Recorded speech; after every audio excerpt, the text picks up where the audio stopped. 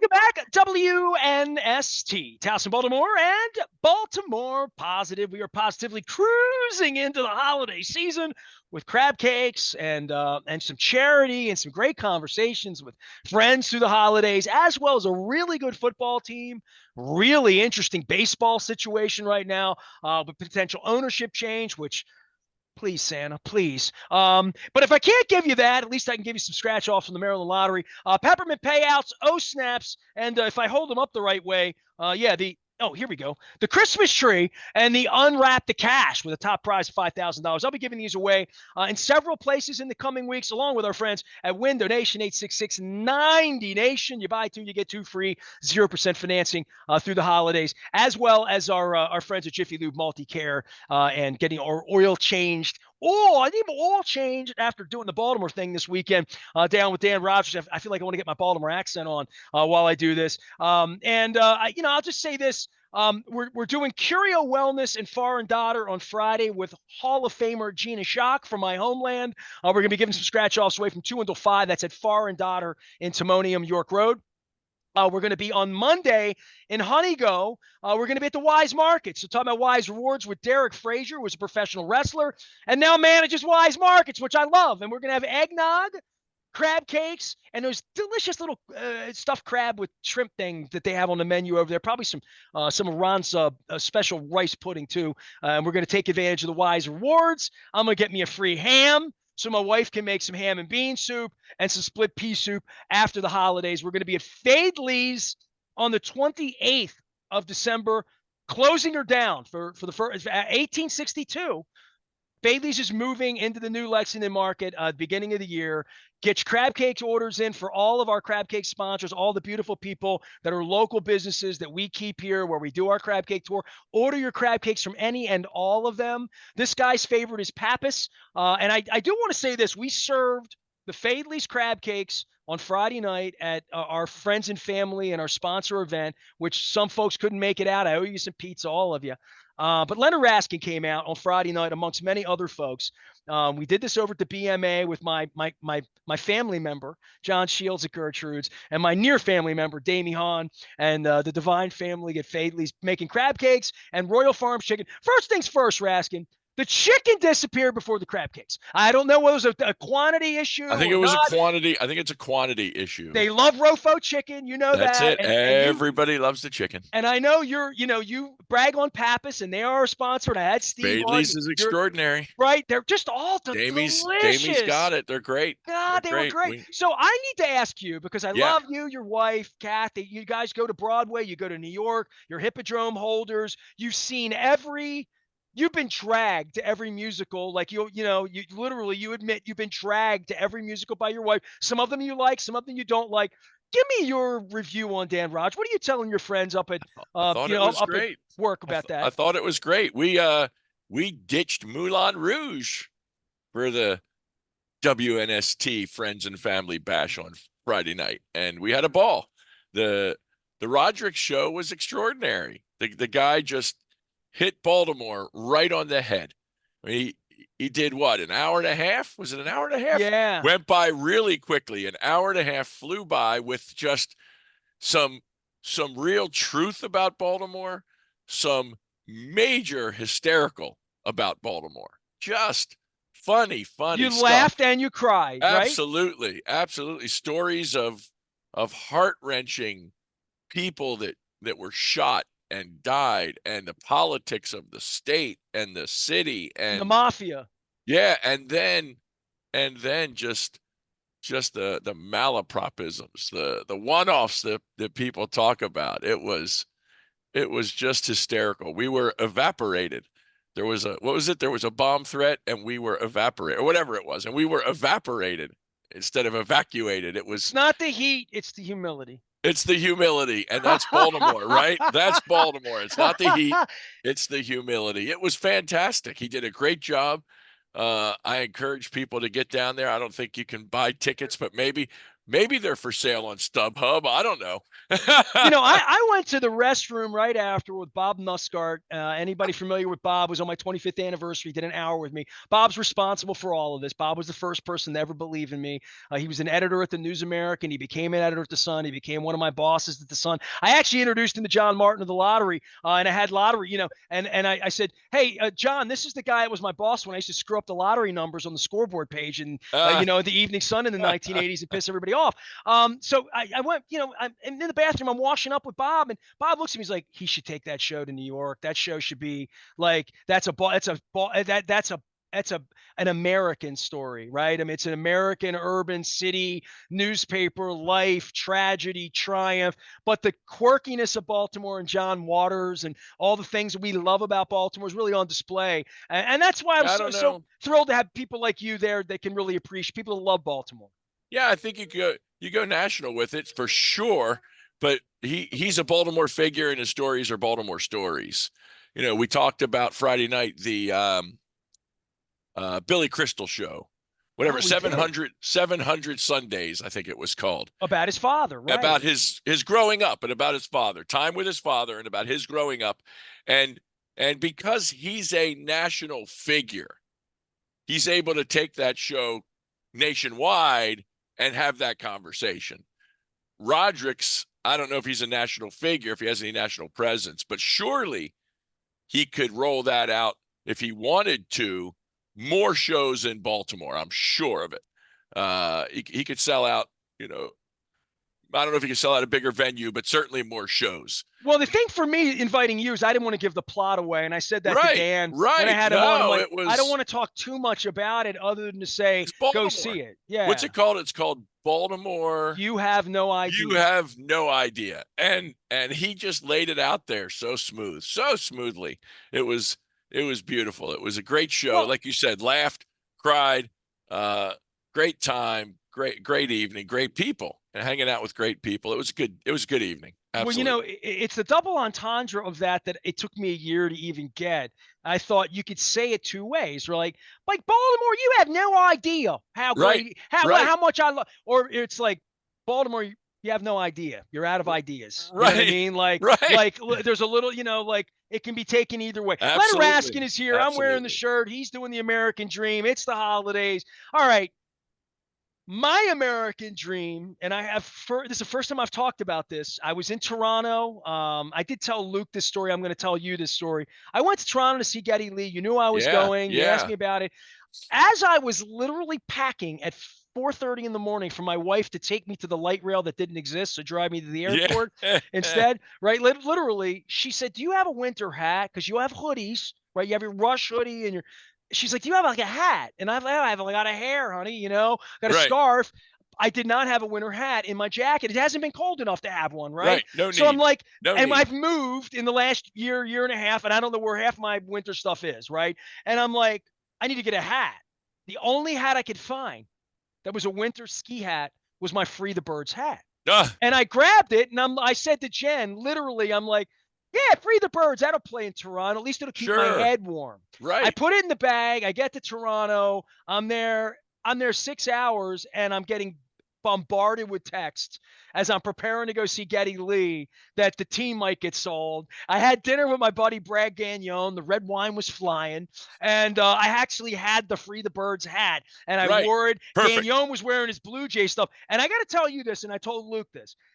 Geddy Lee had Alex Lifeson on stage. It was this incredible night to be a Rush fan, and he stopped the whole proceeding 3/4 of the way through and had the whole crowd chanting Ohtani, Ohtani, oh my goodness, because that's how bad they wanted him up there. So a lot happening with baseball, dude. If you have 700 million, you could have him pitch for you if he ever pitches. If he ever pitches again. Yeah. I mean, well, you figure, what was it? Tommy John, right? So lots of guys come back from that pitch. So we would assume he's going to pitch again.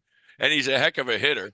So you rent his designated hitter for 700 million for a year, or 70 million, I guess, for the year. And then you assume that the next year you're going to start picking up the starting pitcher Ohtani along with the designated hitter Ohtani. But wow, Dodgers. They jumped. Who was last? Was it Trout at 400? Trout at 400 million. Yeah, I mean, the math has never made sense in baseball where it's been step ladder, and that's always going back to Charlie Finley and George Steinbrenner, sort of the original sin of all of it, right? Like the Yeah, truth and of they it is that you can't. I mean, the Orioles could, no matter who buys them, no, this nice no, fella down the road buys no, the it doesn't team, matter. you know. Doesn't matter. The fact is they jumped 400 million, 500 million, 600 million, went right to 700 million for him. And wow, if I'm a Japanese all-star that can pitch and hit, I'm thinking the next payday is mine and I'm coming to America. This is the American dream. You want to talk about the American dream? Japanese pitcher who now I'm sure can speak plenty of English. Even with, now you got to remember the signing there, well, he was already in California, so it doesn't really matter. But the 70 million a year, he's going to give away 40% to the feds, and he's going to give away 13% to Gavin Newsom. So you're talking 53%. He's going to get less than half of his salary every year. Dude, I wonder if like being a Japanese citizen, if he gets whacked when he goes back there. Well, generally international law and generally the way it works is you pay tax. There's kind of these treaty stupid things. You pay tax in one country, you deduct it off your tax in the other country. I don't know what Japan taxes are. I couldn't begin to tell you, couldn't begin to guess. But I do know, let's call it 700 million, 10 years with the Dodgers. Now in baseball, it's kind of weird because the IRS has these rules that you pay tax where you play. So right, when he plays in Atlanta, he's paying Georgia tax, right? Right. When he plays in Florida, he doesn't have a state tax. Right. But let's not kid ourselves. Basically half of it's gone. So he's getting paid 70 million a year. He's getting 35. Now let's not cry for him. He's doing okay at 35 mil. But he's no pauper at 35 mil. He's also no Taylor Swift yet either. No, she's cranking into billionaire set. Okay, hold on. I got to stop everything. Leonard Raskin is here. He's with Raskin Global. He manages money in the American dream. He literally, when the news broke, knows what Carlisle is, right? Yes. So not 99% of our audience, and I'm in that group, does not know anything about Carlisle or any. I didn't even know how to pronounce his last name, Steen or Stein. So I want to be respectful and try to figure all this out. I figure of all the people when this happened and I looked it up, you were telling me you had some whispers in your world. Dennis Colatzos actually said some stuff to me off the air over the last 2 weeks about this. I believe it when I see it. Yeah. I'll be reporting on it factually this week, but I want to know what you know and what you believe. So here's what I believe, and it's kind of talking taxes. Okay, let's talk taxes. So if I'm John Angelos, right? I'm signing this lease deal. I'm keeping the Orioles now. I don't know what they've done as a family. I have no idea what their planning is, but my assumption is that Peter Angelos owns the Orioles. Unless something extraordinary has happened, Peter Angelos owns the Orioles. And as a result of that fact, if John Angelos, and what's his brother? Who's his brother? Lewis. If they, John, by power of attorney, document that says my understanding is it's the mother's team at this point to control in regard to sale. Right, correct. But, not operations because she can't. But my point is, I think it's her John. Call. It's not John's call. It's her call. But I think John is the owner. Peter is the owner. Correct. Here's my point. Peter, whether it's Mama or John acting on his behalf, sell the team. And from what I hear, again, 1.7 billion. That's our number, right? Let's just use that number. They bought the team for 170 million a long time ago. They bought it for 145. There was 48 million in cash or 38 million in cash. I've reported on this that it was the 173 came with 45 million in cash. That was the number. That's fine. Yeah. So here's what we have in the tax law is a thing called basis. Basis is what you paid for something plus improvements. Let's say they paid 170 million. Let's just use that number. Round number. They're going to sell it for 1.7 billion. So the difference between 1.7 billion and 170 million, or 1.53 billion, is taxable as a capital gain. Now, under the current federal law, that's 25% capital gains tax plus about a 4% Obamacare, so you can pay for health insurance for all the people that can't afford health insurance. Plus, they live in Maryland, another 8%. So you're talking roughly 40, let's say 48%, almost half of the 1.5 and change million is going to the federal government and Westmore. So if I'm selling at 1.5 a gain, I'm giving away 750, no, a third. I'm giving away $500 million in taxes. You with me there? Yes, I am. 500 million. All right, now let's 500 million. go. Now let's go 2 days later, and I don't wish ill will on anybody. 2 days later, Peter Angelos dies. And they don't sell till 2 days later after he passes. In this country, we have an income tax mechanism called a step up in basis. That means that the value of the team in the hands of the beneficiaries is the basis. So now John inherits the team, $1.7 billion. He sells it for $1.7 billion. His income tax on sale is zero. So you're saying there's zero chance this gets sold before Peter dies in that case? No. What I'm saying is, from an income tax standpoint, the family would be wiser to keep it until dad's gone. They'd save $500 million in income tax. Now, again, I don't know what they've structured. I don't know if they've transferred ownership. I don't know what the estate tax is going to be, because the estate tax is going to be 40% of the sale of the value at death. So if he's got a $1.7 billion estate, the feds are going to come in and they're going to want 40% of that 1.7 million. So you're damned if you do and you're damned if you don't. The government's going to take a big share of this nut. The fact is, the only guy that got out of here without either of those happening was a guy up in New York named Steinbrenner. And he just happened to die in a year when there was zero estate tax. So his kids got the step up in basis on the income tax. That Jack Kent Cooke's kids didn't get, is what you're saying. Correct. And he got zero estate tax. So they transferred the full value of the Yankees to the kids at zero tax cost. The most amazing fortuitous timing of one's death in baseball. Well, George Steinbrenner, he lived his life in that way. But Leonard Raskin's living his life the right way because he's a Raven fan right now. Yes, sir. I don't want to, skip the lead, right? I mean, the team's 10-3 and they're winning games, and we're all going to be watching Jacksonville prime time and then San Francisco. Boy, the light's on for Lamar at this point, right? And how good this could be, how good Roquan Smith is. They have this unlikely hero in the special team. It was a great game. Everything is setting up here. They're going on the road. Things are setting up here to make it amazing in the next 6 weeks. People said to me, "You going to the game Sunday?" Yeah. Well, we got rid of our tickets. We ain't sitting out there in the rain. We're not. It's going to be a monsoon, dude. You're crazy going out there Sunday. It barely rained. It was beautiful. 60 degrees, gray, very gray day. It rained hard for 3 minutes. It was gorgeous. There was nice little breeze. It wasn't windy, wasn't cold. It was misty, so it was kind of annoying. But, man, what a game. What a game. I think Lamar played a great game. I haven't seen him run a 2-minute drill where he had to score like that. Got points at the end of the half, although a field goal instead of a touchdown. Touchdown would have been nicer, but he got a field goal there.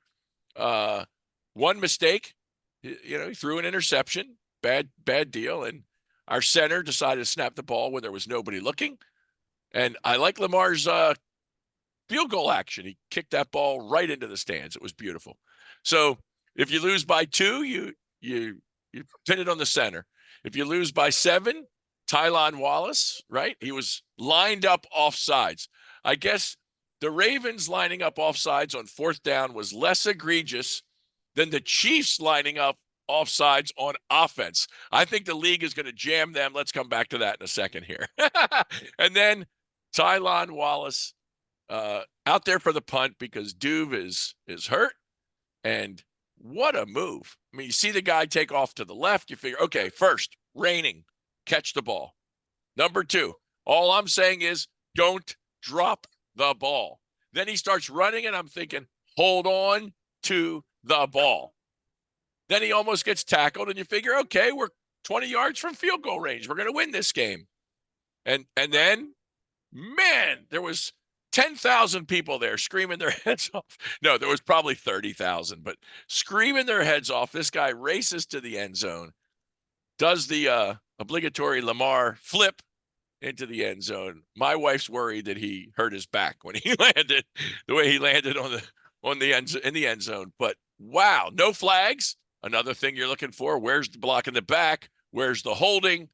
And sure enough, a win on a Sunday, miserable afternoon against Rams team that had won 3 in a row. And Matthew Stafford looked really good. And I couldn't figure out how the heck Cooper Kupp and Puka Nacua get open so often. I mean, those guys were running around like we didn't have defense. And we're lucky they dropped a couple. But, boy, what fun. What fun on a Sunday afternoon. Even in bad weather, it was just fun. And to go home from an overtime win was exhilarating. Sunday afternoon in Baltimore. Morgan State band playing at halftime, rocking with the Baltimore Ravens band. It's a good Sunday afternoon for the Baltimore fans. And then, of course, as you say, came home, got the wet clothes off. Yeah. How many? Can I ask you? You like made a point 10,000, 30. Like in your real estimation, half. So it's 30,000 empty seats and 30,000 full, kind of easily half the place was not there. Never there. Never there. Not came, no, never left. there. No, never People there. that came all stayed. That was no kind of half the lot. The lot was empty for tailgating. When we walked in the stadium, I've never gotten into the stadium so quickly. It felt like a preseason game. Yeah. Half the place empty. Half the place. 9-3, dude. 60 degrees. Weather. Weather. People in this town. Tashi Brown would tell you they have no problem. Eric DeCosta would say we're making more money than we've ever made. I just unfortunate. What do you count? What do you count? You count sold tickets or you count seats and butts? No, sold tickets, the game sold out, but seats in the butts and concession was half. That's simple. Leonard, the tickets were $3 on StubHub. I mean, because it was $3. No. I'm talking about the original tickets were sold. I'm just talking about people not wanting to go at any price because of the rain. I think it's the weather, dude. It's just the weather because the Bengals game was ruckus.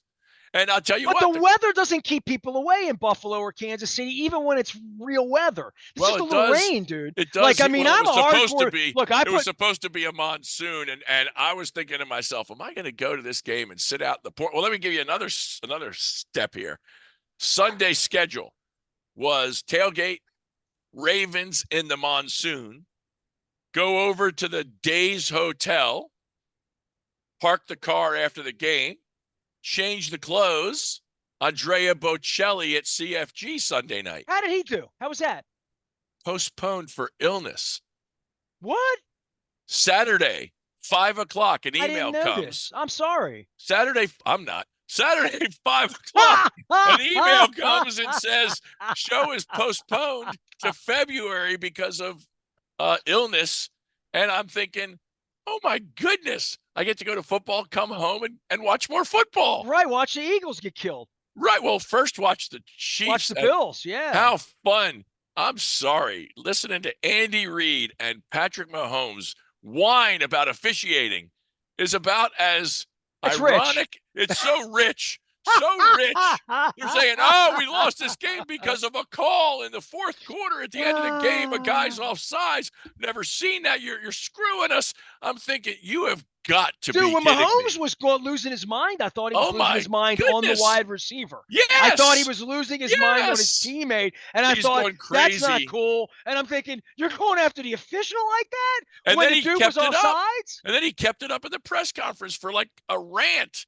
This is what I said to Luke. I like that kid. Idiot. I rooted for that too, kid. But that was inexcusable. That's a shark jumping moment for him, his likability. Right. His discount he just double went check. down. He just went down 2 notches on my you know likability what? He's factor. going to win the Super Bowl, and he's going to get a wine commercial. There you go. Leonard That's Raskin can right. be You found want at Raskin cheese? You can Global. get a cheese commercial. Get a You want cheese right cheese there. with You that go. wine? Maybe if they beat the Packers, but the Packers You long want way from that. cheese with that wine? I mean, it was dreadful. It was Yeah, it dreadful. The was. guy was clearly offsides. It was ridiculous, All and I right. was Look, thrilled for it. are you going to be one of the guys that cobbles together this $13 million to pay Kimbrel, or are you okay with this? It's okay. You got to have a ninth inning. You can't throw the bullpen you had in the playoffs if you're going to win in the ninth inning. You got to have a closer, and There you go. Felix ain't here for a year, so yeah, I'll go to a game or three again, and we'll pay for some tickets, and let's hope the playoffs look better. I've decided my new bucket list items to go to an Oriole playoff game in Toronto with Geddy Lee. There you go. That's a goal of mine, life goal of There mine. you So go. I'm gonna put that on the list. Leonard Raskin be found at Raskin Global. He handles the American Dream. Most times I have your crab claw around here. I think I left it in my bag. I will have it with me on Friday at Far and Dotter when I give away the Maryland Lottery scratch offs. Also provided by our friends at Window Nation and Jiffy Lube Multicare. We will be on Monday at Wise Markets in Honeygo talking wrestling, eggnog, how delicious the cinnamon ice cream that's made in Sunbury tastes when it's on the apple pie during the holidays. So we're going to be doing all this in Wise Markets on Monday on the Crab Cake Tour, as well as at Fadley's to end the year on the 28th. If you are ordering crab cakes from any of our noted, fantastic, awesome sponsors, please get your orders in this week. They need to get it all together. They order product. They want to get it to you fresh. And I'll shout them all out, whether it's Costas, whether it's Pappas, whether it's Coco's, whether it's Fadley's, even Delicious. our friends like our friends at Greenmount Station, anywhere you're ordering them, you can't do it on December 23rd. I'm just letting you know. So whatever your favorites are, jump on it, hit the website, tell them you love us, tell them you love them, tell them you love the people you're sending these crab cakes to. It's such an awesome gift to send someone crab cakes, especially if they can't get them, especially if they're out of town. Send them a Especially if they're multi-box. out of town and from Balmer, hon. That's the big thing. When they're out of town, but they're from here, they're missing it. They miss their crab cakes. Got to get them. You got to get those crab cakes when you're away. Well, yeah. And for me, shipping is love. Nothing That's says right. love like when that box shows up. So Amen. We're here. All right, we're gifting for the holidays. We're going to be talking about that. Gifting cannabis for the very first time in human history, I think, legally for adult use. We'll be talking about that on Friday. It's going to be a great holiday. I am just so excited about the possibilities for baseball with new ownership, with a lease, with a closer, with 101 wins under the belt, and a football team that's 10-3, and really headed for some very, very good things if they can continue in this direction. Big test for Lamar in Jacksonville. Big test for the organization on Christmas night in San Francisco. Yes. Big test for the defense with Miami, and then the Steelers, and trying to navigate this to get the bye, to get the home field advantage, to make the Amen. Josh Allens and the Patrick Mahomes come in here and whine.